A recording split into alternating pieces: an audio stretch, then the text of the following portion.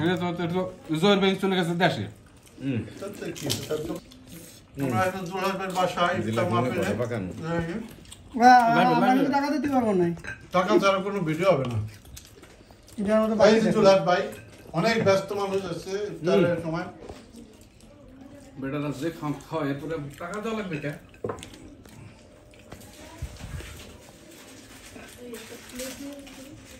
মাশাআল্লাহ কি লাগবে সুজন জি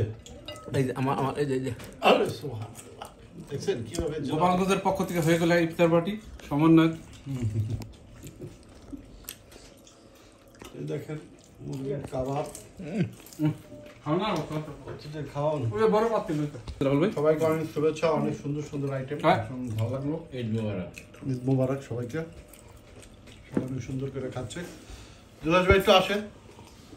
এই যে জুলহাস ভাই চিন্তা করতেছি কি বাকি রইল জুলহাস ভাই দেখেন এই অবস্থা ঘরওয়ালার অবস্থা দেখছেন কি অবস্থা কি যে ব্যস্ত সে ইফতার মাহফিল করানোর জন্য সে এই যে দেখেন ইস আরেকজন আবার খাওয়াই আরেকজন মুখ খাওয়াই যে সুবহানাল্লাহ একটু নেন না একটু মুখের নেন ভাই ভাই নেন খান খান এই অবস্থা আলহামদুলিল্লাহ আমি খাওয়া করতেছি